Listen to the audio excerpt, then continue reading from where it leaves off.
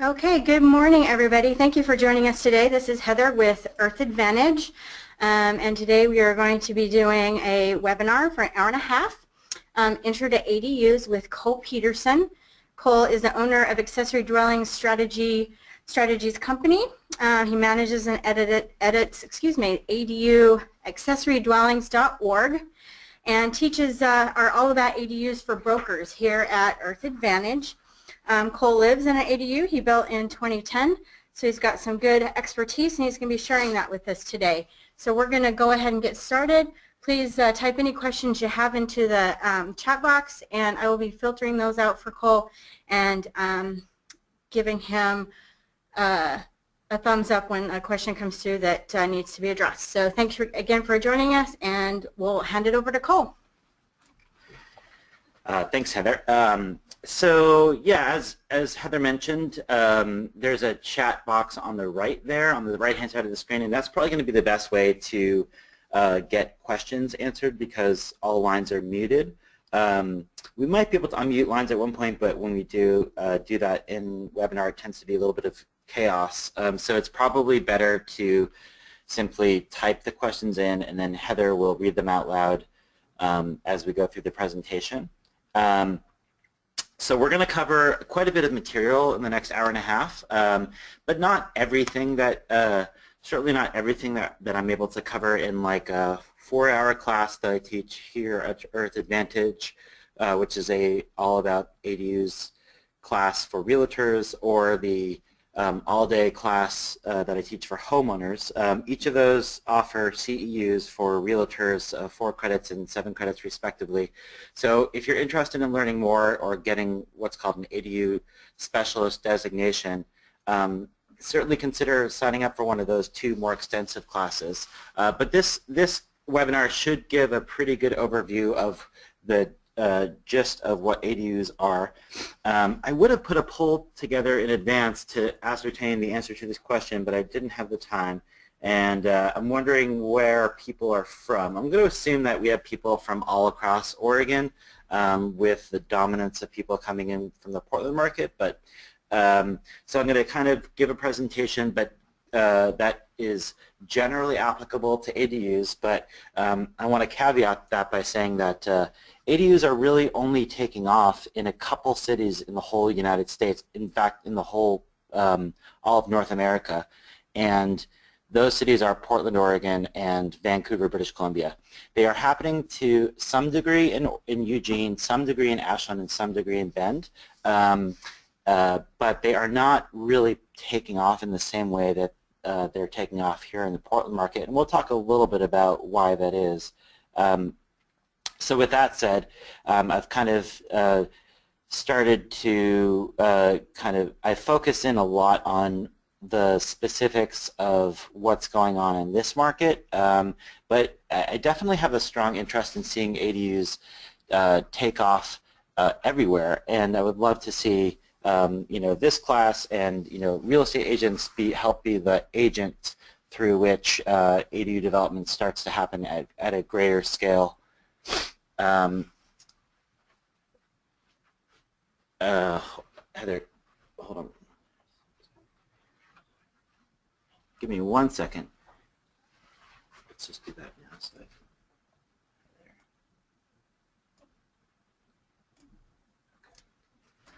okay. So we would like to see ADUs taking off in greater scale everywhere, in all cities where there's a need for more housing, but there's a number of zoning code barriers to that happening, and so we'll discuss what those zoning code barriers are a little bit. But so forgive me if it's somewhat Portland focused, but that's simply because this is where a lot of ADUs are happening right now. And that's even true to the extent that it's not even happening in the next towns over: Hillsborough, Beaverton, Lake Oswego, Vancouver, Washington. There's not a lot of ADUs happening in any of those markets either. So it's really a jurisdiction by jurisdiction thing.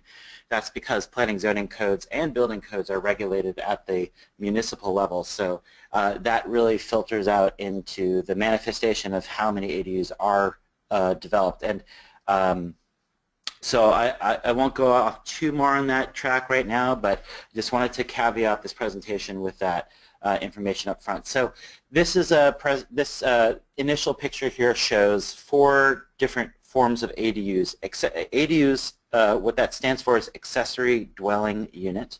It's not Ancillary Dwelling Unit or Additional Dwelling Unit. It's Accessory Dwelling Unit.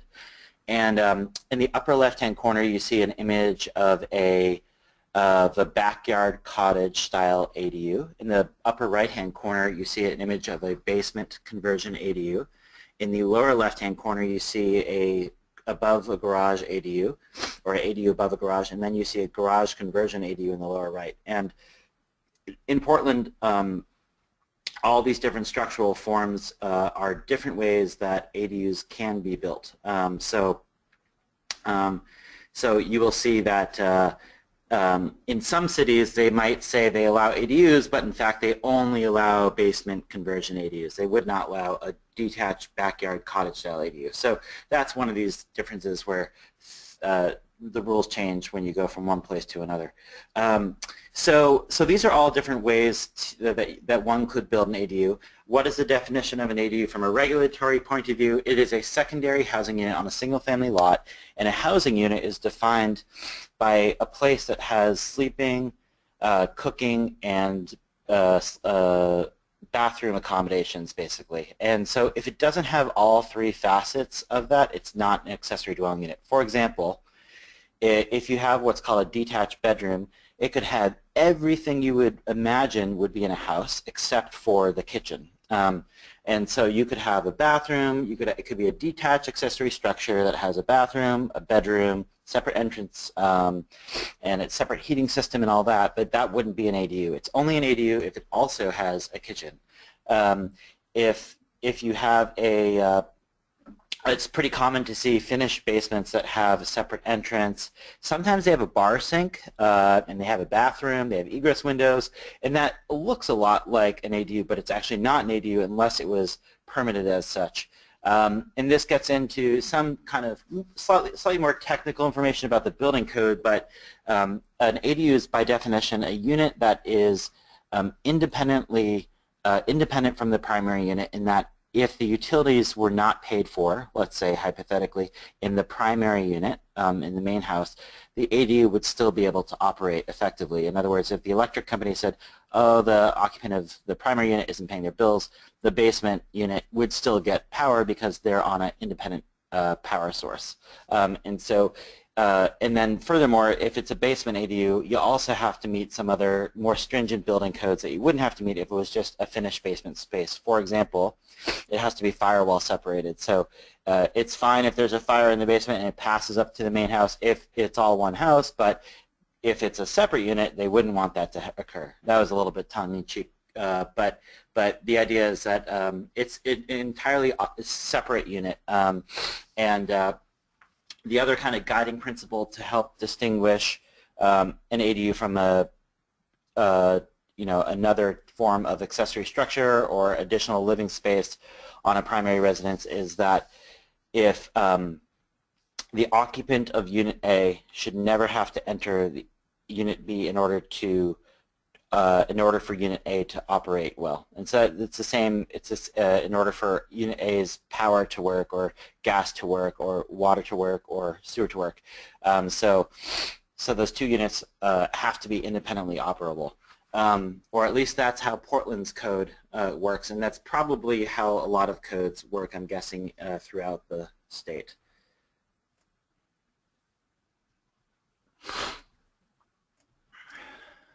Okay, so there's been a lot of discussion lately or coverage of tiny houses on wheels, and I think this is another way to help clarify the difference between an accessory dwelling unit and other forms of accessory structures.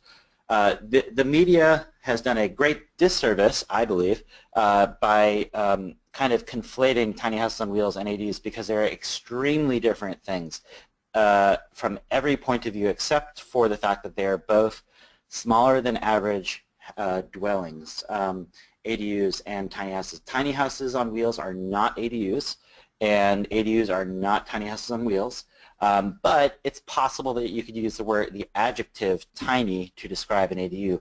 I wouldn't do that typically because most ADUs are greater than a tiny space. They're not really tiny. In fact, they're typically 650 square feet, which when you go into it doesn't feel tiny at all. It feels kind of more like a normal living space. Tiny house on wheels do feel, small or tiny. But some of the main differences between a tiny house on wheels and an ADU are, A, the tiny house on wheels is on wheels. If it's on wheels, it's not an accessory dwelling unit. In fact, the other big thing that's notable that is absent from all HGTV coverage of tiny house on wheels is tiny house on wheels are not legal to live in on any residential property anywhere in the United States right now except for Fresno, California. I would like to see more cities allow for tiny houses on wheels to be a legitimate form of dwelling on residential properties, but unfortunately that's not the case right now. In Eugene, actually, they do allow people to park, you can camp out on residential property, so theoretically you could camp in a tiny house on wheels on a residential property, but you couldn't charge rent for somebody to camp on that, in that, whatever it was, whether it's tiny house on wheels, camp, tent, yurt, or whatever. In Portland, they just ban any form of camping outright. You can only live in permitted residential structures on residential properties, at least according to the law. Now, does that mean everybody in the world is living in a permitted residential structure? Heck no, it doesn't. In fact, many people are living in non-permitted structures across the country. There's been some studies that have shown that in LA there's somewhere around 50,000 non-permitted ADUs. In New York City, there's over 100,000 non-permitted ADUs.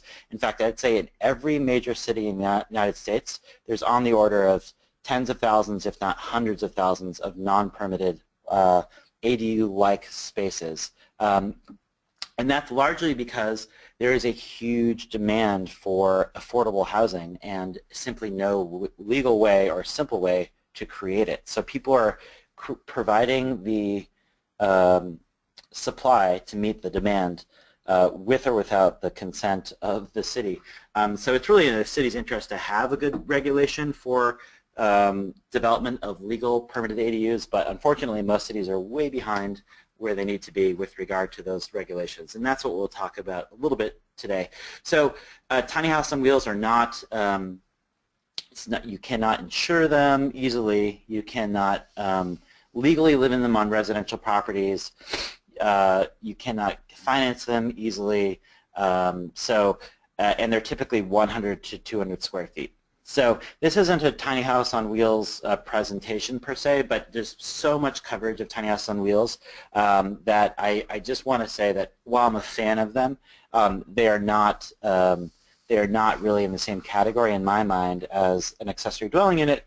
And I actually own Caravan, the Tiny House Hotel on, it's a commercial property on Alberta Street in Northeast Portland, and it was the first legally permitted application of tiny house on wheels in the whole United States. So I have some authority on this particular topic and I'm a fan of them, but I'm a bigger fan of ADUs at this moment simply because they are legal and therefore, there's a host of benefits that come with having a legal secondary living space on a residential property instead of a non-permitted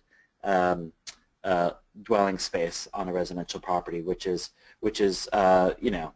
happening, like I said, in great abundance, but it's not necessarily as it's not an ideal situation really for anybody. So this slide is kind of the quintessential ADU slide that shows some of the benefits of ADUs over time. I'm going to pull up my little highlighter here and show this off. So in 2010, the nuclear family has one kid and they're living in the yellow house, the big house, and renting out the accessory dwelling unit in the back. In 2020, their family grows to 2.3 kids and they move into both the ADU and the main house. In 2040, they become an empty nester household. They move into the ADU and they rent out the primary unit. This slide summarizes kind of three of the things that make ADUs kind of interesting and unique. So number one, the primary motivation for people to build an accessory dwelling unit is passive rental income potential. it's that you have this ability to rent out an additional unit on your lot and create passive rental income. And when I say we know certain things about ADUs, such as passive rental income potential is the largest motivator, that's based on the first statistically valid survey of accessory dwelling units and ADU owners that was done in 2013 by the Oregon Department of Environmental Quality. They conducted a survey of over 700 ADUs, mostly in Portland, but also in Eugene and Ashland. And from that data, we're able to derive some statistically valid conclusions about ADUs that prior to that survey we were only guessing about. So we now know certain things, and I'll try to speak primarily based on things that we know for certain instead of assumptions about ADUs, which is what largely is out there because there is so few ADUs, legal ADUs built in the United States. So number one, passive rental income potential is a primary driver. Number two, flexible living space for family members, and flexible living space for changing uses over time. And so in this diagram, this family is living in the main house and eventually moving into the ADU. In my case, I live in the ADU, rent out the main house, and while I was constructing the ADU, I was living in the main house. So that's one example of how an ADU can be used, but it's very common for people to live in the main house and use ADU for a variety of purposes over the course of a lifetime, but even more interestingly, over the course of a year. It's very common for an ADU to be used as a long-term rental in the course of a year, as well as a guest house for family members, as well as a short-term rental. I'd say those three things occur in the course of a year on 30% of ADUs, just a guess, something like that. It's very common for there to be kind of flexible uses of the ADU, and that is in fact one of the most compelling features of the ADU is the flexibility that comes along with it.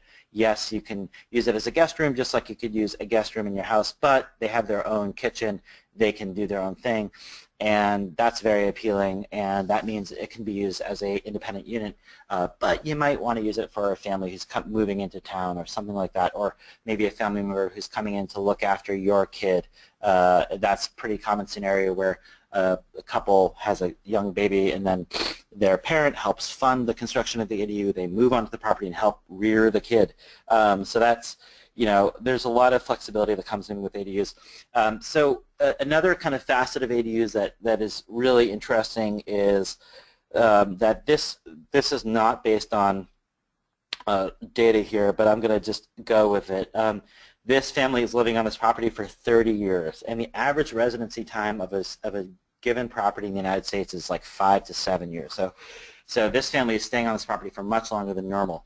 And like I said, we don't know if this is true, but I'm going to just go with it for a second. It's quite likely that people who build ADUs are going to hold on to that property for a longer period of time than the average property for two reasons. Number one, it's such a passive income machine. It means that once you've built this thing, it's got an incredibly good return. Whether you're living in the main house or the ADU, it's a really good income generating kind of property. And number two, because of the different forms of the structures on the lot and the two different units on the lot, it means that it can serve different roles for the owners of the property over time. And that means that they could live in one unit or the other, or rent out both in Portland's case. In most cities, you have to live in one or the other. But in Portland's case, you can rent out both. And so that means that people aren't going to be predisposed towards selling it because it's making them money, or they have flexible living space and can live in one unit or the other. So, but the other facet of that is that ADUs are not a good short-term investment. You don't see speculative developers, at least not yet, building ADUs. It's more of a kind of investment that people make if they're intending to hold on to the property for greater than 3 years, let's say. Let's say if you build we don't know the return on the resale value of an ADU, but I'm going to just say it's roughly 75% return on investment right off the bat. In other words, when you build a $100,000 ADU, you might be able to sell your property for $75,000 more than when you would put the ADU in. So it's not like a slam dunk if you're looking for a short-term speculative development improvement on a property that you buy. So you don't see residential folks buying up single-family house properties and adding an ADU and then reselling it. That's not really the market where that business model hasn't proven out. But what you do see are people, developers and homeowners alike, buying properties, adding ADUs, and holding onto the property. So it's a longer-term investment strategy. And generally speaking, the people who are doing that are homeowners. It could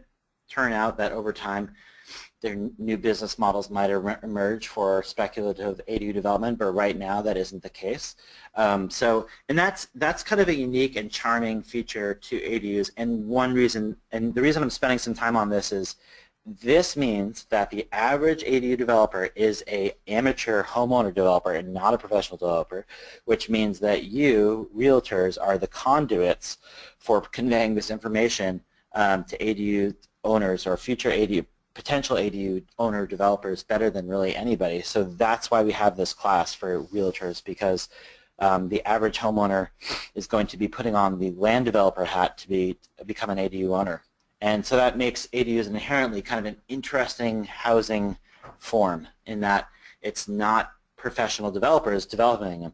That means that ADUs are, by the nature of that, are going to be kind of unique and uniquely used, and not always going to be developed in rational ways, meaning not always bottom line profit driven investment. Rather, people might be developing them to create housing for their mother or their mother-in-law or their brother or their sibling who has a disability or whatever, and that's not a bottom line rational investment, but it's a great thing for them to be doing, right? So that's kind of one of the things that makes ADUs unique and charming, and why it's so important for both realtors and homeowners to understand what these things are and how to develop them on a property.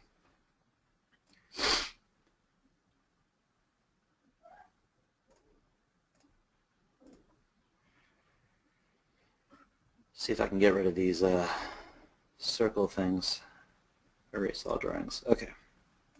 All right, so in 1950, the average home size was roughly 983 square feet. The average household size or family size was roughly 3.8. And then in 2008, the average home size was 2,500 square feet, and the average family size or household size was 2.6 per household. So this means that the average square foot per person went from 258 square feet per capita to 961 square feet per capita. And this gets into a facet of really what motivates me to be interested in ADUs. My background is solely environmental, and that's kind of my secret agenda with ADUs.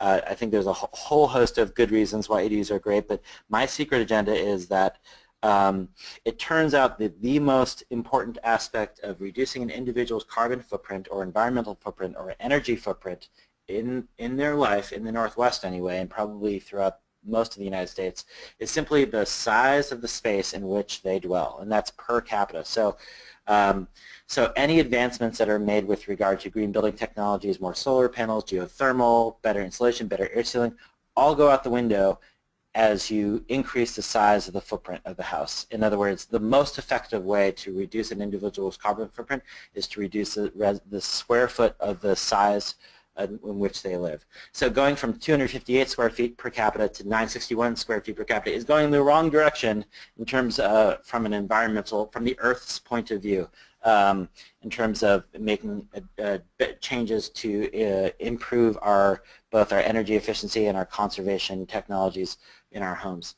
And there's a whole host of reasons that these things are happening, that households are getting smaller, people are waiting longer to have kids, they're not having kids like me, they are living longer, and so over the course of an individual's lifetime, the chance that they're in a nuclear family household during a given point of time is decreasing. And so even people who do have nuclear families are most likely in the course of their lifetime, for the majority of their life, not going to be in a nuclear family. It's only going to be a portion of their life that they're in that kind of household configuration.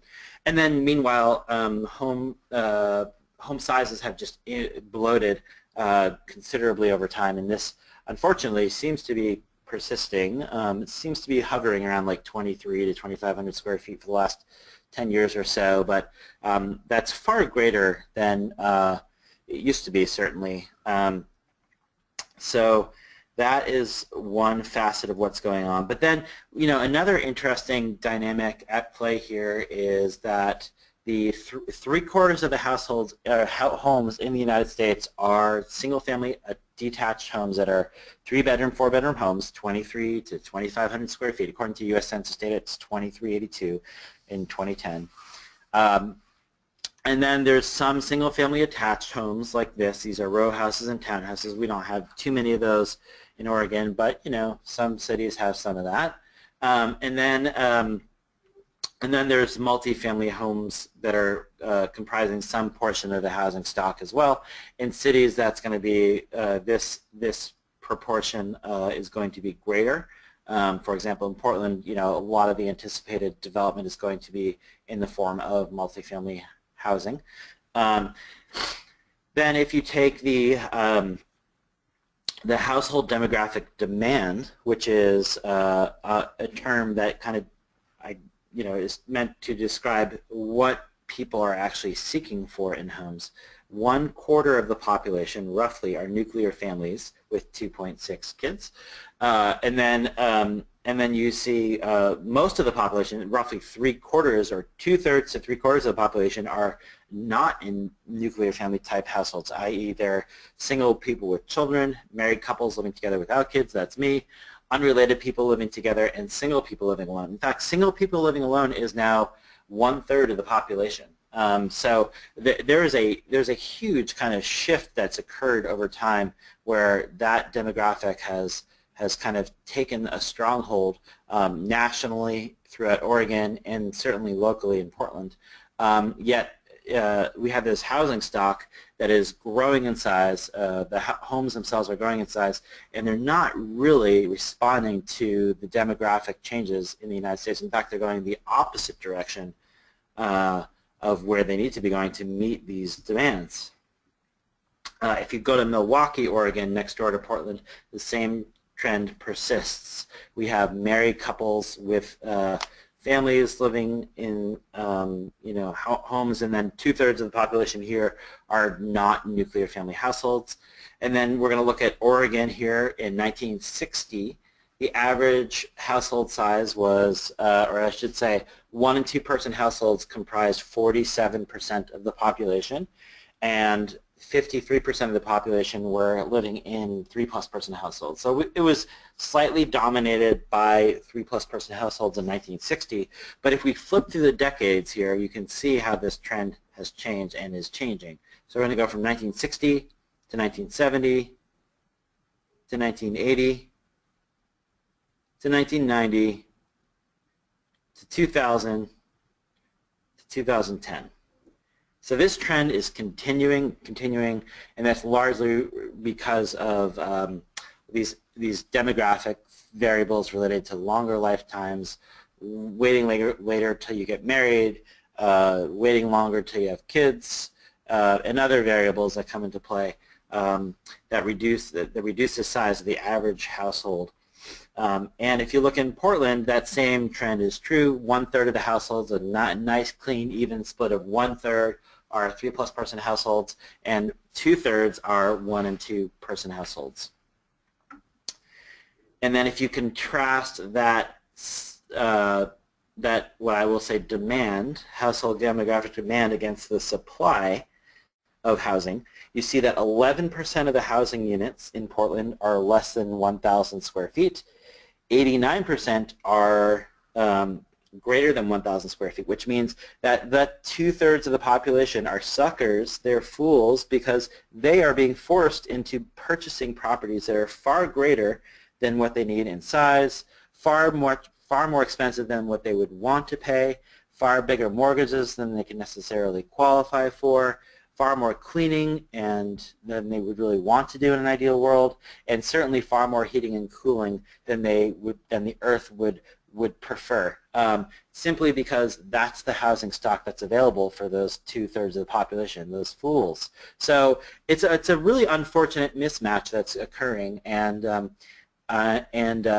this is kind of one of the, I mean, ADUs are one way to accomplish the goal of providing suitable, demographically matching forms of housing for this 2/3 of the population. It's not the only way by all means, but it's a very desirable way to do it. And there's a whole bunch of kind of interesting facets to ADUs that make them a compelling form of kind of a distributed capitalist model for the average homeowner to create a form of housing that is doing God's work. And it's pretty cool that that's an option out there in some cities right now. Now, of course, there's the most common way to create smaller housing unit right now is in the form of multi-family housing, but it's a fair statement to say that there is as much or more demand for living in residential zones than there is for living in multi-family housing in commercial zones, which is where it's generally permitted, or high-density zones.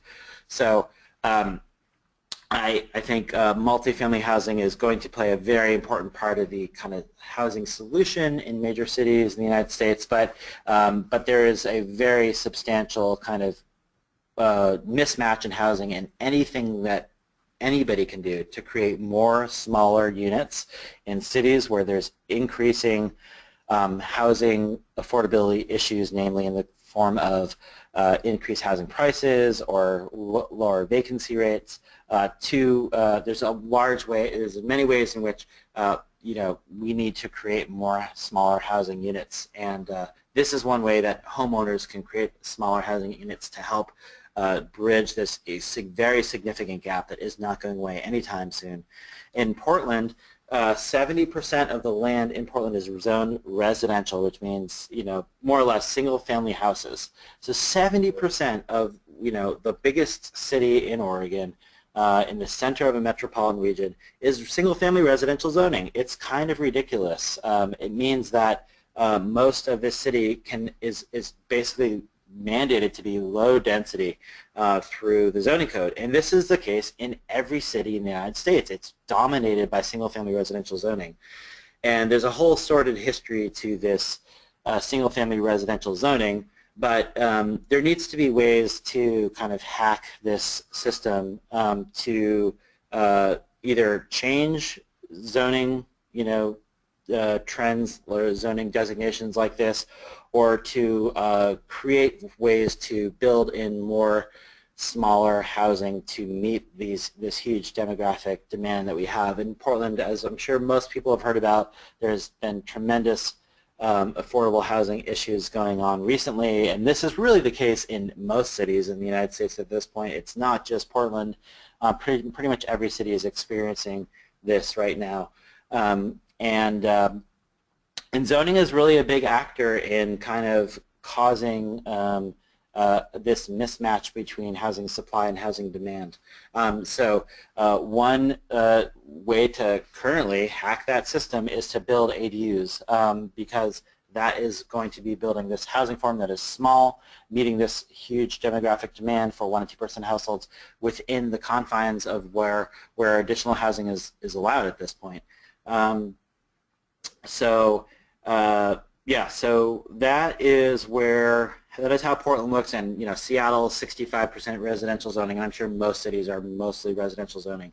And that residential zoning is where ADUs are allowed. You cannot build an ADU, for example, on a commercial lot. They're only built by definition as a secondary or a diminutive housing form in relationship to a primary housing unit. So it can't be built on a lot with a duplex, and you can only build one ADU per lot right now. And actually, those two particular issues are up for discussion in the Portland area. Those are not going to be up for discussion in any other cities anytime soon.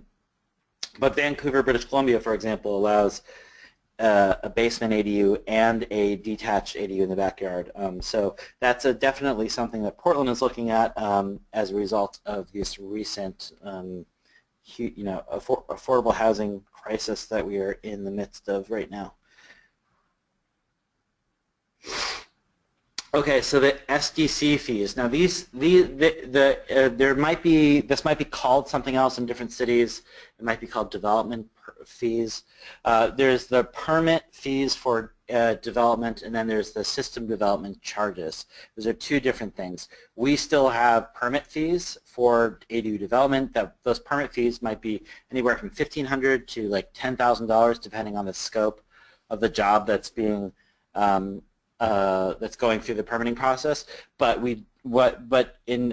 there's also this thing called a system development charge. The SDC is a one-time fee that the city collects to help offset the infrastructural burden that is being put on the parks, water, sewer, and transportation systems.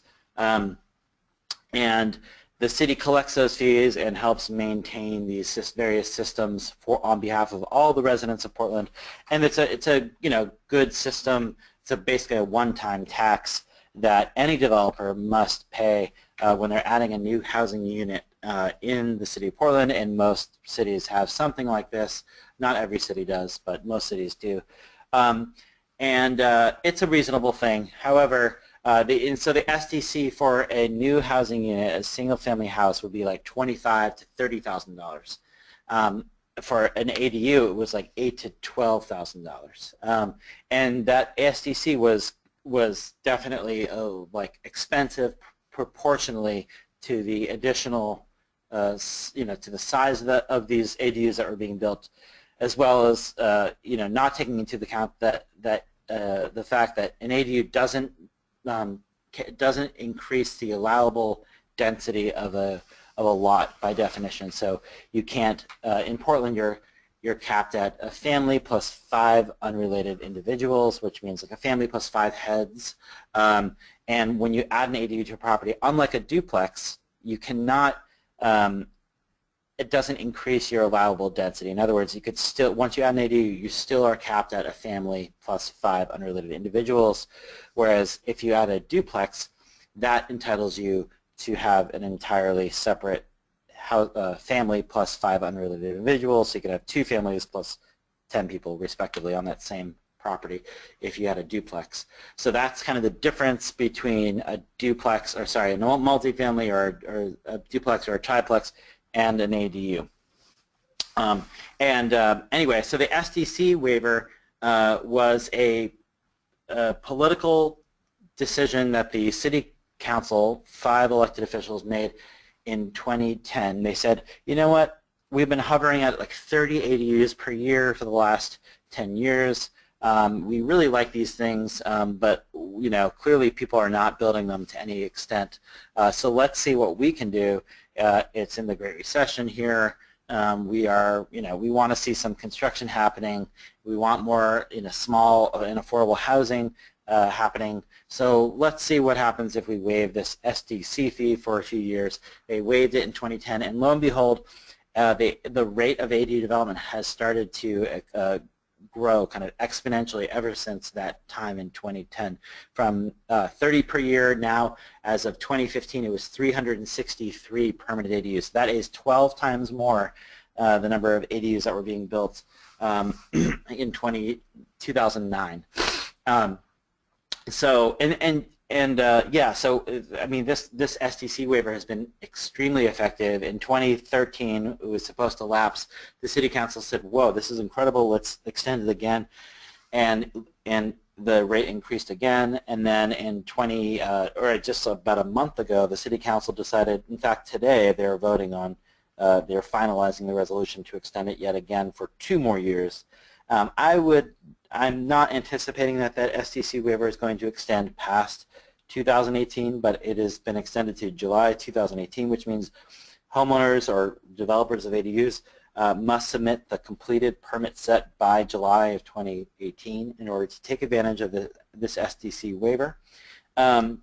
this SDC waiver has been very effective in Portland, but like I said, not every city will have an SDC waiver or SDC even. So some cities just don't have SDCs, and if you don't have SDCs, this particular mechanism wouldn't be a way to incentivize more ADU development. There might be other ways to incentivize ADU development. And on that note, I'm just going to put in a little plug here that I do ADU classes like this, as well as consultations for homeowners, and I'm starting to work now with a number of different cities on ADU development codes and ADU development strategies. So I'm writing a book about ADUs right now. I didn't really give an intro, but I'll do that in a little bit here. And I'll just say that, if you have connections with your city staff and they are looking at potentially improving their ADU development codes, that's something that I can do at this point. So my company is accessorydwellingstrategies.com. So anyway, this SDC waiver has been really effective at inducing more ADU development in Portland, and I would anticipate that it will lapse in 2018, and then we don't know what will happen at that point. Certainly an $8,000 to $12,000 waiver is a big incentive for people to develop, and the SDC is likely, if nothing happens, likely to bloat up to roughly $20,000 by 2018, simply because of inflation and a number of other changes that have occurred to policies related to SDCs in Portland.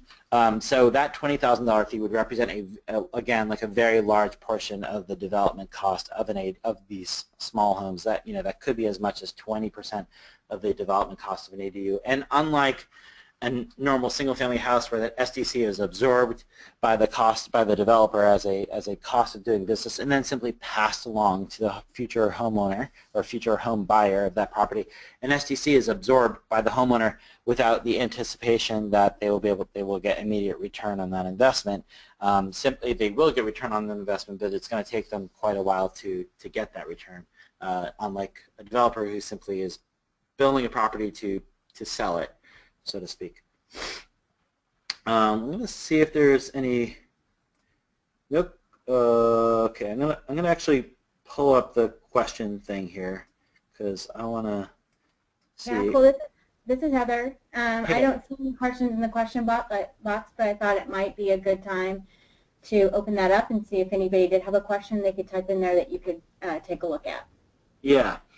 So are they building ADUs in Clackamas is one question, and I think Clackamas that includes Milwaukee. I'm not positive about that, but I've done consultations down there, and just as an example of the variation in ADU code, like Clackamas or I'll just say Milwaukee, they allow these things called guest houses, but guest houses can't have a kitchen and a bathroom. They can have one or the other. But then they also allow ADUs, but the ADUs have these other caveats that I don't know. And the rules vary from place to place. Some of the caveats that I just want to mention out there and air for everybody to kind of think strategically about or think carefully about as you look at your own ADU codes is, do they require owner occupancy? This is a poison pill. If they require owner occupancy, which most cities in the United States do, people aren't going to build ADUs because it eliminates the flexibility that comes along with ADUs, and it also undervalues or undermines the value of that property. In other words, a bank would not want to own that property because they can't be an owner-occupant of that property. Thus, they would not be inclined to lend against a property where there is an owner-occupancy provision. So if you see an owner occupancy provision, that means that needs to be fixed. If you see an additional parking requirement, in other words, in Portland, if you do not have to build an additional parking space when you build an ADU, most cities you do. If you do have to build an additional parking space, people aren't going to build ADUs because they can't fit both a detached ADU and a parking space, nor would they necessarily need that parking space. It's kind of a silly rule, in my opinion, that's kind of driven by an American obsession we have with parking. So in Corvallis, you're required to have enough parking to add an ADU. What other requirements are you seeing? Okay, so the parking is a big poison pill. The last poison pill that is really common is a discretionary review or a conditional land use review. if you have to seek, say, your neighbor's permission, or you're not allowed to build an ADU by right. Rather, you have to apply, and they may or may not grant you the permit. Nobody's going to build an ADU. So those three poison pills need to be addressed first and foremost. Then there's a whole host of other more minutia development regulations that relate to the size and the setback requirements of the ADU that can be improved as well. For example, some cities might say your ADU can only be 25% of the house, kind of a regressive form of zoning. Whereas, what they should say is you are entitled to have like up to a certain size, like 600 or 800 or 1,000 square foot ADU, no matter what size your main house is, instead of just having a benefit that's available only to people who have large homes and large properties, or setback requirements. If you have a setback requirement that is greater than 5 feet, people aren't going to build an ADU because you can't fit an ADU on a tight urban infill lot if you have to have a 20-foot setback. It doesn't happen. That's exactly what's happening in LA. 20-foot setbacks. Try to fit an ADU on a 50-foot wide property if you have 20-foot setback requirements. 3 feet, 5 feet would be reasonable.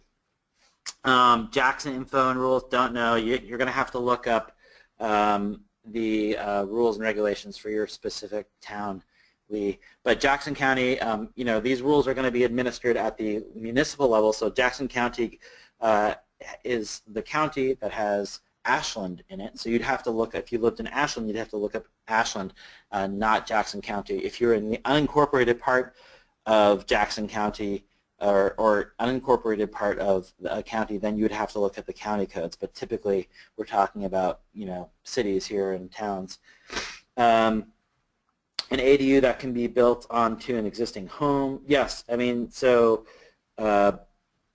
ADUs can be built on both within an existing shell of a building shell. They can be built as an addition or a bump out to an existing shell. They can be built as a detached structure, although new construction, or they can be built in conjunction with a garage or adjacent to a workshop. So there's a number of different structural forms that ADUs can house. Like in Portland, all those different forms are allowed. The only overriding rule is that the structure, the ADU, must be 800 square feet or less. But in other cities, they'll say you can only build an ADU out of a pre-existing structure. In other words, you couldn't build a new detached structure for an ADU, but you could convert a garage. Or you can only build an accessory apartment if it's within the existing primary shell. You cannot build a separate structure for a standalone unit. And then the rules get more and more restrictive and more tight. And effectively, though these cities ostensibly are saying we allow ADUs, they really don't. And nobody's building ADUs because these rules are so darn restrictive. So I'm kind of on a mission to get cities to understand that they aren't allowing ADUs, even if they think they are, they aren't. All right, so this is the rental market vacancy rate in Portland. Last year, it's the second lowest vacancy rate in the country according to this stat. But as I look around the country, I see a lot of cities claiming something like this, that they have the lowest vacancy rate in the country, and it's hovering anywhere from like 1% to 3% in a lot of cities. So it kind of depends on what data source you're looking at, honestly, but it is fair to say that at least in Portland there is a very low vacancy rate right now, and anything that's listed is snatched up immediately as a rental unit. But this is really becoming increasingly true in a lot of cities now. There's just very low vacancy rates, which is, good on the one hand for if you happen to own a rental property, but bad if you are a renter. This is the System Development Charge Waiver. This has actually been updated now, so it says July 31st, 2016. It now says July 31st, 2018. But this is kind of a summary of what this SDC waiver says. The SDCs are expensive. This is what the City Council wrote. SDCs are expensive. City wants more density and affordable housing in Portland. ADUs will add construction jobs. We want more ADUs built, and they will be more affordable if we waive SDC charges. ADUs may be added by right, i.e. it's not a conditional or discretionary process. It's if you follow these rules, you can build an ADU, which is an important thing to look into for your city. In other words, if you follow a set of rules, can you necessarily guarantee the right to build an ADU, or do you have to apply and then maybe or maybe not be granted the permission to build an ADU? And then now SDCs are now waived till July of 31st of 2018. If you look at the population growth, this is kind of Portland specific, but still relevant and will help drive this point home. That population is growing. There's actually an article yesterday that this projection is lowballing what's actually going to be happening based on the number of people moving to Portland in the last couple of years. But the greater metropolitan area right now has 2.3 million people, and by 2040 we're projected to have an additional 700,000 new residents in the greater metropolitan area: Portland, Vancouver, Hillsborough, Beaverton, Gresham.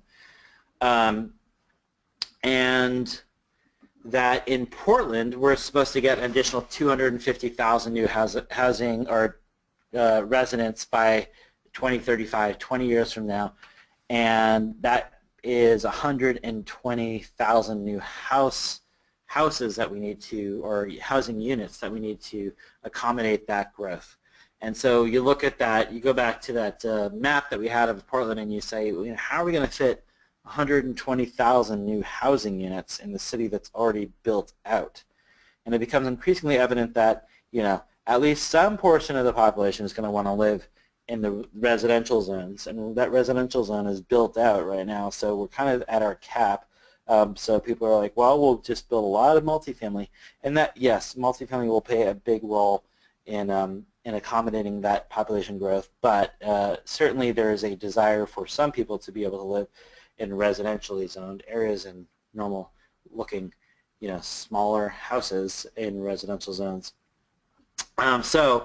The ADU, this is going to be, kind of Portland-specific code, but I think as we go through it, you can reference your own zoning code and look into what these rules and regulations might be and how they would differ from this. And these are good codes. You might not like them as a homeowner. You might think they're onerous, but they're actually probably among the better codes out there, and they're pretty reasonable. So we'll start with the maximum size of an ADU. The maximum size is 800 square feet. This number, 800 square feet, tends to be the limit in a lot of places in Oregon. The other limitation, at least in Portland, is it can be either 800 square feet or 75% of the living area of the main house. It used to be 800 square feet or 25% of the living area of the main house, effectively saying that if you could only build an 800 square feet ADU if you had like a whatever, 3,200 square foot home or whatever. So they changed that rule, thank God. And now if you can build up to an 800 square foot ADU unless your house is really small, in which case you have to build an ADU that's 75% of the house. In other words, if your house is 1,000 square feet, your ADU can only be 750 square feet. Most people have homes that are greater than 1,066 square feet, though, so they're capped at 800 square feet. The building lot coverage. The footprint of all the accessory structures on the lot cannot exceed 15% of the total lot size. This rule actually very rarely comes up, but I will go into it anyway. This is driven by stormwater. They basically want to have as much pervious surface as possible remaining on the property. So if you have detached bedrooms, detached garages, detached sheds, detached yoga studios, detached art studios, all those things count towards the total footprint of the lot. And this is, if you're looking at the lot from the perspective of a bird, what is the total footprint of all those accessory structures that are not the primary house? What do they amount up to? And on a standard 5,000 square foot lot, 50 by 100, 15% of the total lot size is 750 square feet. So if you're a bird and you're looking down on the property, the ADU can be no greater than 750 square feet. That is the footprint, not the interior livable space, which is 800 square feet. So the interior livable space, the 800 square foot limit, is based on drywall to drywall measurements. So if you look on the first floor, there's 400 square feet. On the second floor, there's 400 square feet. That's 800 square feet. But from a bird's perspective, you look down at that shell, and it's 400 square feet. So that's the footprint and the interior livable space limitations. The height of an ADU in Portland is limited to 20 feet at the midpoint of the gable. And this is going to vary from city to city, but they measure, in Portland, they measure the height of a structure based on the midpoint of the gable, not the top of the roof. So a rational person would walk into the house and look up and see 22 feet or 23 feet of height, but the city would say, no, that's only 20 feet because we're measuring at the midpoint of the gable. Exterior finished materials. The code used to be that you had to match that of the main house with all the exterior finished materials, but they've updated that code to now say you can either match the materials on the main house, or you can meet any of these following code requirements. So the roof pitch, you can either match that of the main house, or you can have a 612 roof pitch or steeper, which is like a moderate roof pitch or steeper. You can either match that of the main house for the trim, or you can have trim that's 3.5 inches or greater. What means around the windows and doors you have to have 3.5 inches of trim.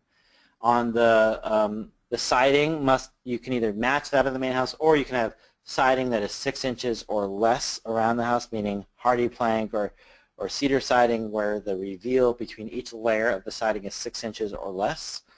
The eaves have to be 1 feet on all sides or greater, and the windows must be at least as tall as they are horizontal. So those are the design development regulations for ADUs, the way that ADUs must look and feel from the Planning Zoning Department.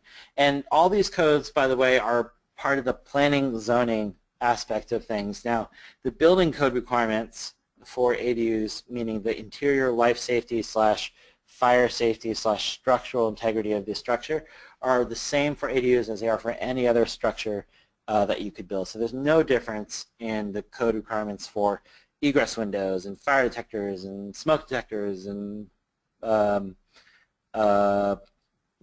staircases and stair widths and all those things that are on the inside of the building envelope. But the exterior of the building envelope, the planning zoning code is different for ADUs than it is for other structures. And that will be the case in other cities as well. But the building code requirements are the same. So a builder will come in, and when a builder sees an ADU, there's really no difference for them to building an ADU versus building a normal house, except for a couple small things, and I'll talk about those in a minute. But when they're building the ADU, you don't need an ADU builder, quote unquote, because an ADU builder is the same thing as a home builder. There's no difference.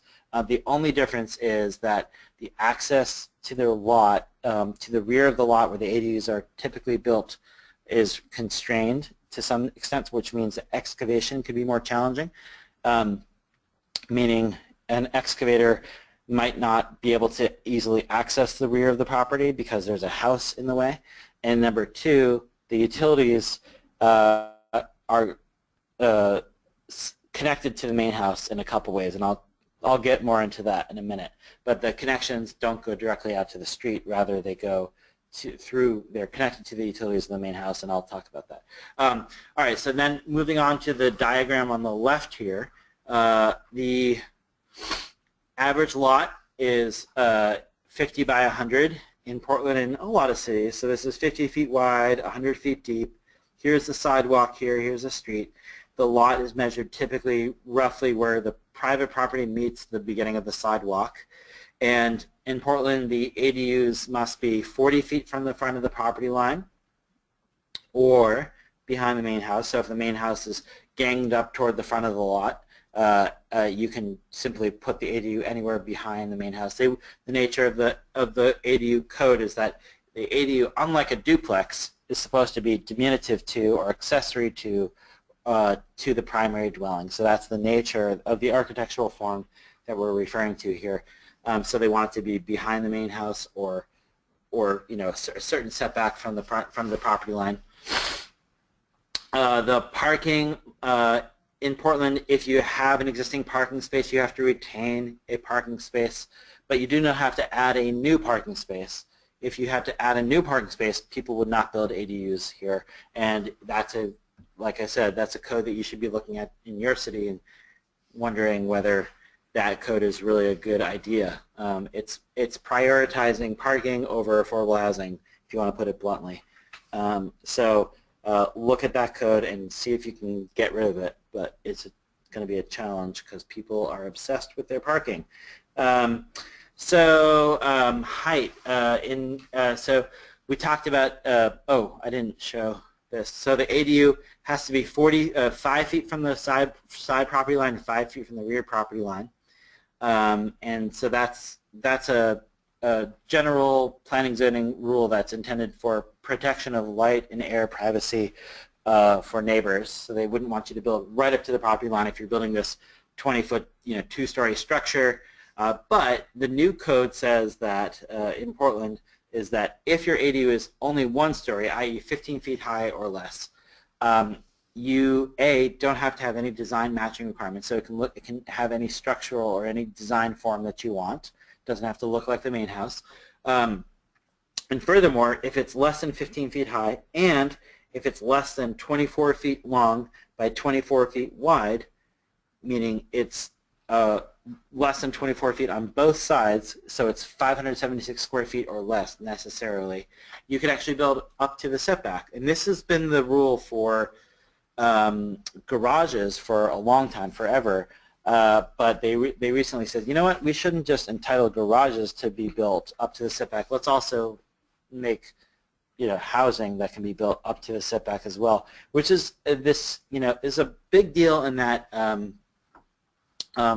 it means that people who have small properties can now feasibly build an ADU. Yes, it can't be a huge ADU because they're capped at 24 by 24, 576 square feet, which is the size of a 2-car garage. And yes, that means you're going to have a studio-style ADU. But who would want to live in like a studio-style ADU? Well, 2/3 of the population would be happy to, because 2/3 of the population are 1- and 2-person households. There is a huge demand for small units right now.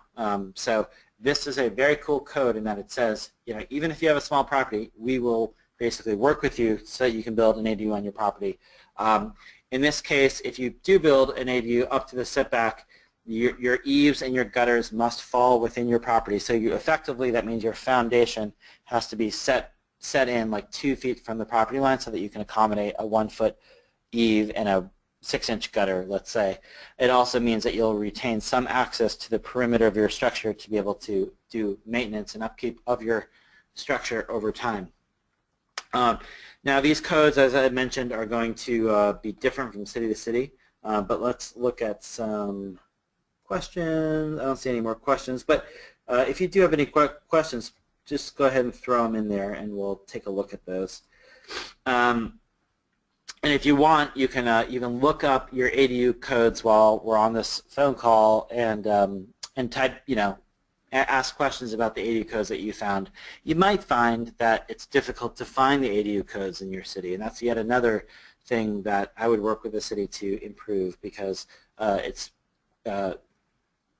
pretty onerous to figure out where these codes are housed on a lot of governmental websites. So, cost of building an ADU.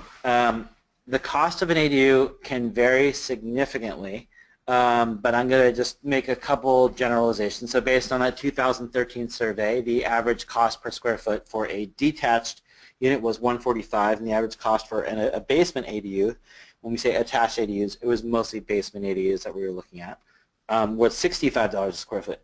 I would say that these numbers are no longer accurate, at least in the Portland market. They might be accurate in other parts of Oregon, but the average cost per square foot for a detached ADU is now more like $200 a square foot, and the average cost for a basement ADU is probably more like $100 a square foot. These numbers here do not include sweat equity, and they do not include, they're based on ADUs that were built, in 2010 to 2013. So that's where there's some deviation from what you see here as the average numbers. But one thing that's important to note here is that basement ADUs are significantly cheaper than a detached ADU, and that's because you already have the building shell in place. So you don't have to build a foundation, you don't have to build a floor, you don't have to build a ceiling, you don't have to do all that. So that's going to save a significant amount of the work. Now basements are more technical in some ways to build than a standalone detached new construction home because of this utility issue that we spoke about before. So if you have, say, a water heater and a space heater, central air conditioning system that is housed in the basement, then by building a basement ADU, you're essentially the occupant of the primary unit would now have to go through the ADU in order to access their utilities, and that is not allowed. So what you would have to do in the case of making a legal permitted basement ADU is actually move those utilities, the heating system and the water heater, either up into the primary unit upstairs or move them into a portion of the basement and then provide access to that portion of the basement known as a quote-unquote common space, where you could house both the utilities for the primary unit and the utilities for the basement ADU in like a space that is firewall separated from both Unit A and Unit B. So it's not really a part of either unit, but it's a part of both units. And that's typically kind of one of the more technical things that occur when you have to do when you're doing a basement conversion ADU. So while it's cheaper to do a basement ADU, you know it's somewhat more technical. Also, I think it's fair to say that basement ADUs actually seem to rent out at roughly the same rates as a detached ADU. Surprisingly, so it would be a more rational investment if you could choose one or the other to do a basement ADU. But there's kind of quality of life things that come along with basement ADUs that detract people from doing it. Namely, you can't 100% get rid of sound transfer from the primary unit to the ADU, and people are, people might associate it more with like an apartment or a duplex or a shared structure, and they might have some associations with that they don't want, and they might you're necessarily losing your storage space in the basement for the main house, and then you're losing storage. You don't really necessarily have the storage space in the basement. So those are kind of drawbacks to doing a basement ADU. But yes, it's certainly fair to say that it's cheaper in general to do a basement ADU, and there's definitely plenty of reasons why a basement ADU might be more attractive simply because you can't, or you're not allowed to do a detached ADU in your city, or you can't fit a detached ADU. So if basement ADUs are quite common in the United States, and whether they're done with or without permits is another matter, but they are in great abundance in many cities. If you go to LA, Chicago, New York, DC, Washington, Boston, you're going to see tens of thousands of basement ADUs. So moving on to the tax issue, there was a tax issue that came up over the course of the last 6 months in Multnomah County, prompted really by a misunderstanding of ADUs from the county tax assessor, saying that when a person adds an ADU to a property, they're rezoning the property, and therefore we're going to reassess the property and bring it up to current market value. So in this case, this person's property taxable assessed value went up from $51,000 to $308,000. Taxes went from $1,200 to $7,200. Obviously, this was a huge deal. This guy was pissed off, obviously. Wow, that is so effed. I'll be putting up that property soon. If this sticks, I have very little patience for extortion. That is a sentiment that a lot of homeowners who saw exorbitant tax hikes had. And this prompted a lot of controversy, a lot of articles in the Oregonian and the Portland Tribune. I wrote an article about it that got tens of thousands of views and over 100 comments. But the good news is that as of about a couple weeks ago, this issue has been resolved entirely. So the Oregon Department of Revenue did what's called an administrative rulemaking to clarify the position of the Oregon Department of Revenue, the way that counties across all of Oregon should be looking at tax increases for ADUs. And in the course of doing this rulemaking, they had a public stakeholder meeting or a stakeholder meeting with the Oregon Association of Realtors, advocates like me, American Planning Association, city planners, county assessors, the Oregon Home Brokers Association or something like that. So there was a lot of stakeholders, and basically everybody was like, listen, we need something predictable that makes sense, and an ADU is not what anybody thinks of as being a rezoning. Rezoning is when you go from commercial to residential or residential to commercial. This is not a rezoning.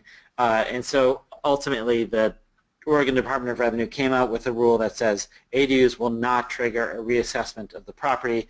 ADUs will be treated like any other property improvement that you make on your property. And so we'll go through what that means now. There was an article that came out in the Portland Tribune on this issue last week, so you can find it on their website. You can also find it on accessorydwellings.org if you want to read the full documentation of the rulemaking.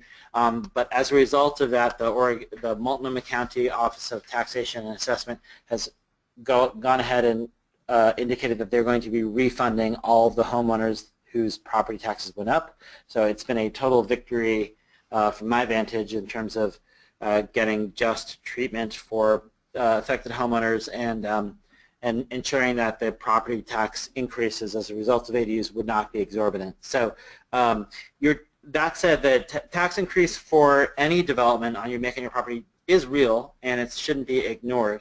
The simplest way to kind of, let's see if I have a, no. So the tax increase will be roughly anywhere between $500 and like $3,000 depending on the contributory value that an ADU adds to a property. So in general, the average increase as a result of an ADU has been historically $1,134 per year. And as a rule of thumb, what I've said is that you should think of your tax increase as being roughly commensurate with what you could get from 1 month's rental income from the property. So if you do a really nice high-end fancy ADU, you could see a $2,500 tax increase, but you might also be able to get that much in rent. And whereas if you take a finished basement and you make that into an ADU, you're not really adding a lot of value to the property. You're just doing like a $20,000 improvement, and therefore your taxes would only go up by like $500 a year. So it kind of depends on the assessed value of the improvement according to the appraisers.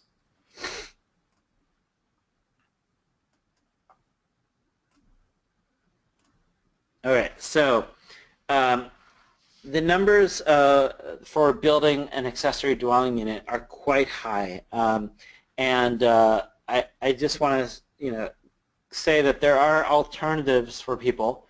The drawback is none of these alternatives are do what ADUs can do. So that, starting with tiny house on wheels might only be $30,000 to buy one, but you can't legally live in it anywhere in the United States. That's a little bit of a drawback. Except for you can live in them legally in RV parks, but you can't live in them on residential properties. But the whole reason that tiny house on wheels have taken off is because they are cheap, and also because since they're on wheels, if you do get busted, you can simply roll them away, and that's kind of the elegant solution that tiny house on wheels represent. Detached bedrooms or other accessory structures might cost as little as $20,000. Sometimes they can cost a lot, up to like $100,000. But detached bedrooms might be something to look into in the code if you're not allowed to have an ADU, a detached ADU, but you can do like a detached bedroom. So it could have a bathroom in it, it could have a bedroom in it. You just can't have a kitchen in it.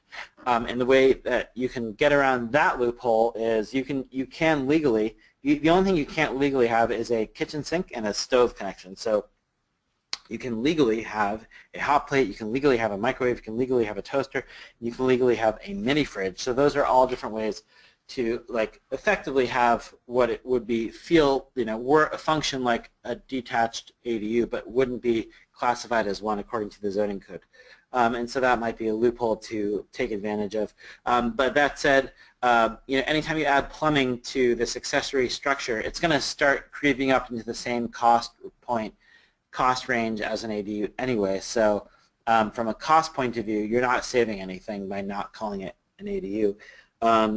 But if what you really need is just a detached bedroom without plumbing, like literally just a guest bedroom, then that could be significantly cheaper than building an ADU, and that might be all you really need. You might just need a guest room for somebody staying at your property once in a while.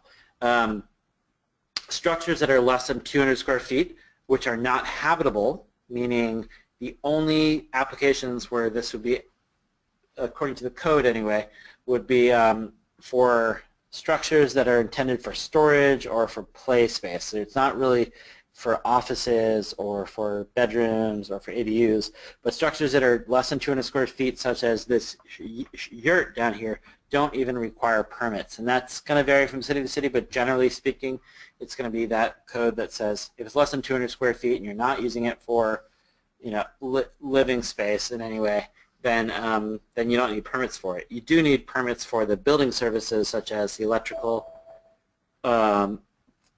plumbing, and heat. Sorry, I got to plug in this laptop. It's running low on battery.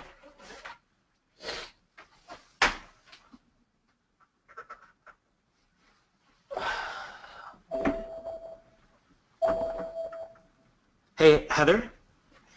Yeah. Okay, I'm going to get Heather in here to help with this situation.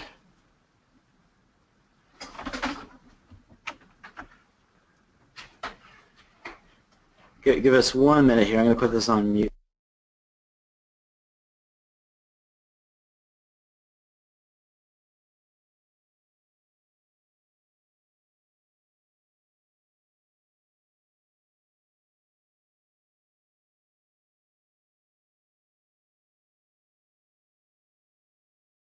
Get it working. All right, so I'm going to continue going. It's possible I might have to switch computers here in a second.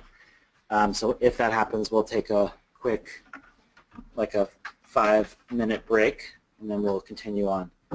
The payback period for ADU development. So we talked about how passive rental income potential is like the #1 motivation behind people wanting to build an ADU. So we're going to go into that a little bit about like the rate of return, return on investment, payback period for ADUs. So let's say Joe builds a $100,000 ADU. If that ADU costs $100,000 and he gets $12,000 a year of rental income, that would be an 8.3-year payback for Joe. If Joe spends $100,000 builds a $100,000 ADU and then rents out the main house for $2,000 a month, that's going to be $24,000 a year that Joe is able to get as a result of having built that ADU on the property. So that's a 4.2-year rate of return or return on investment for Joe.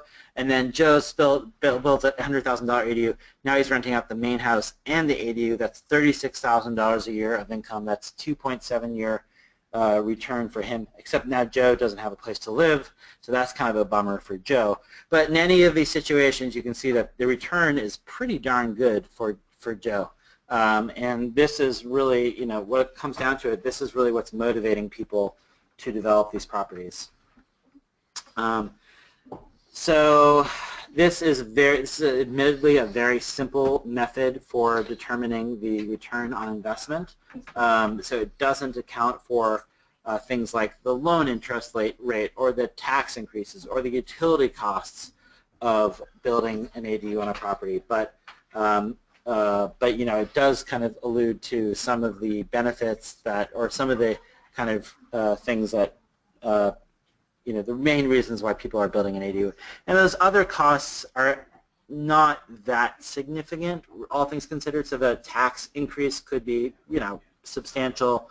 But the utilities for an ADU, because of the size, are going to be very small. I live in my 800 square foot ADU with my wife, and the utilities in the worst time of the year, in December, January, are like $40 to $50 a month. So and that's like a very large sized ADU. So let's see here. So are there any rules, requirements that prevent it from being an Airbnb or VRBO, and what would that do with taxes is a question that just came up. If you, in Portland, this is going to vary from city to city, but you can rent out up to 2 bedrooms legally on Airbnb or VRBO as what's called designated as an accessory short-term rental. That rule is going to vary from city to city, but you are allowed to do that in Portland. And as far as the taxes, it doesn't change your property taxes. It does, of course, increase your if you what's the word? That would count as rental income. Hold on.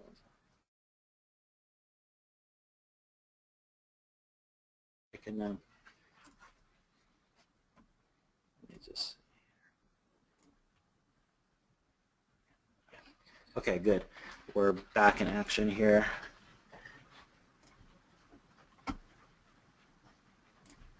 Okay, so yes, you would count that rental income as taxable income, and that of course would increase your income for the year.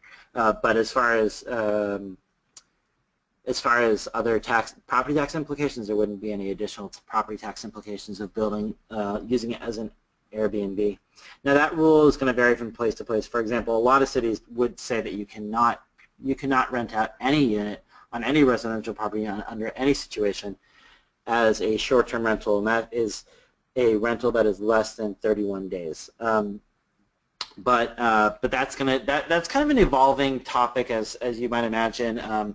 These rules and regulations for accessory short-term rentals or short-term rentals vary from place to place, and nobody really has a good answer to it yet. I think there's a lot of kind of questions as far as what is the impact of taking this housing stock off the long-term housing market and putting it into short-term rental, and is that amount of short-term rental stock statistically significant enough that it could actually make a difference in terms of the rental income stock in that particular community. In some coastal communities, I could imagine like Manzanita, there's a lot of houses that are used as a short-term rental, and I can imagine that it actually is a statistically significant portion of the housing stock, whereas in Portland, there's 2,600 housing units that are listed on Airbnb, but there's 250,000 housing units overall, and of those that are listed on Airbnb, those are rooms that might not otherwise be used for anybody if they weren't being listed part-time for Airbnb. So you might only be decreasing the overall housing stock by 1,000 units, and is that actually a statistically significant portion of the housing stock in Portland? So those are all questions that need to be kind of looked at and explored. Please go ahead and write in other questions if you've got them, anybody. So other stuff.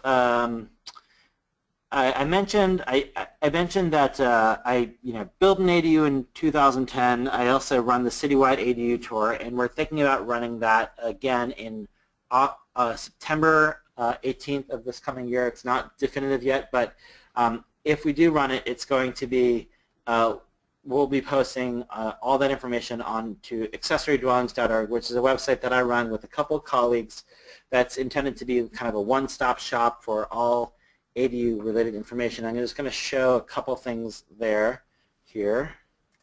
So let's go to accessorydwellings.org.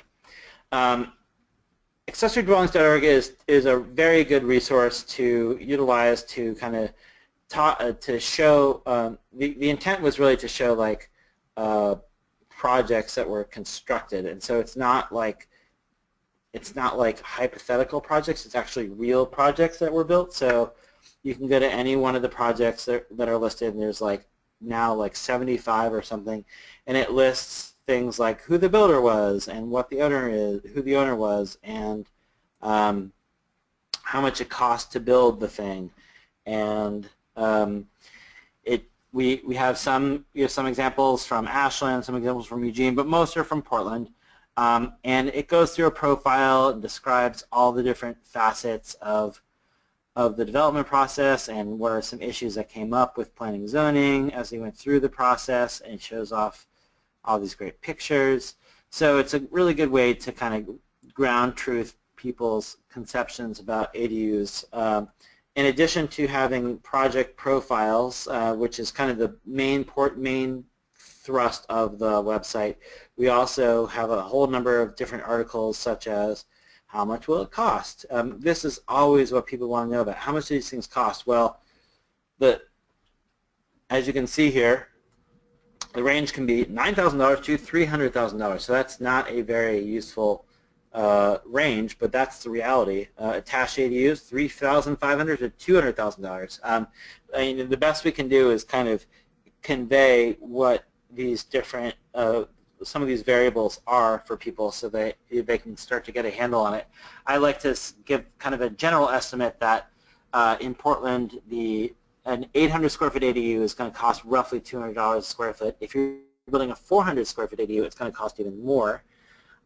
Say $250 a square foot, and that's because of the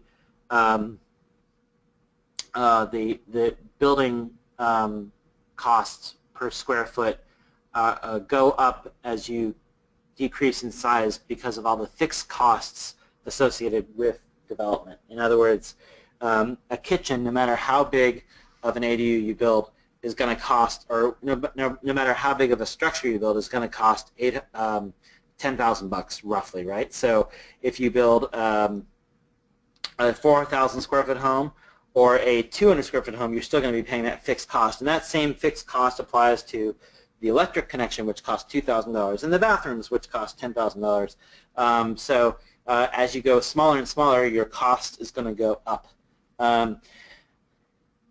Let's see. Let's see. I think we're getting toward the end of the time here, so I want to kind of wrap it up. I want to see if there's any questions. So please do throw in questions if you have any, and otherwise I'm going to wrap it up here.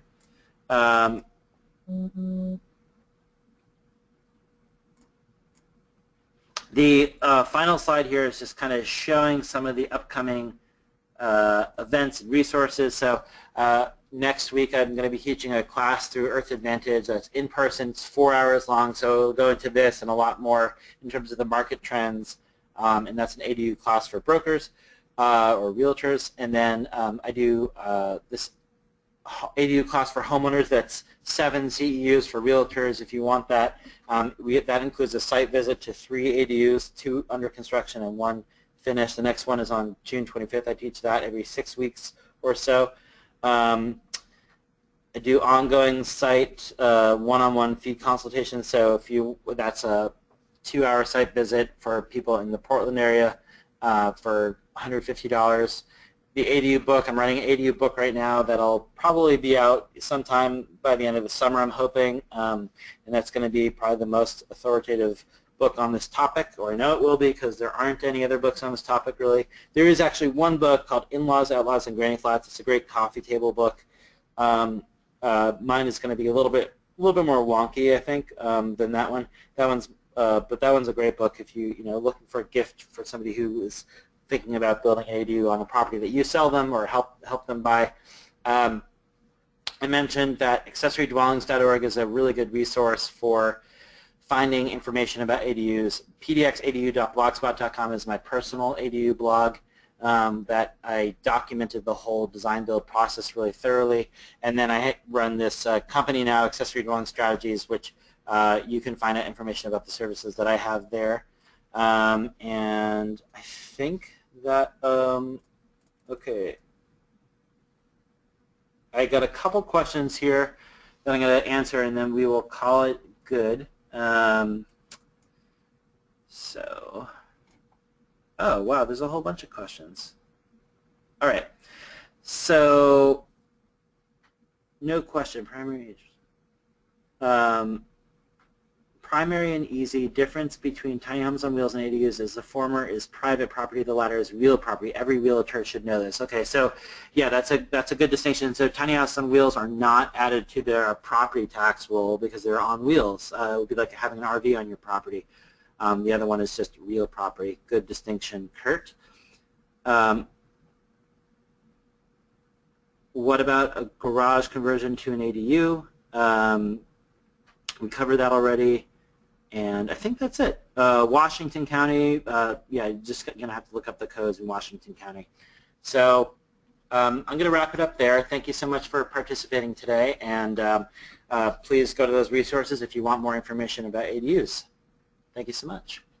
All right, everybody, this is Heather again from Earth Advantage. Thanks for joining us today. You will be receiving a follow-up email from the Oregon Association of Realtors that will have some resources and also a copy of Cole's presentation. And also will include Cole's contact information, how you can hold them if you have any additional questions or would like to contact for a consult. So thanks again for joining us today, and everybody enjoy a beautiful day here in Portland.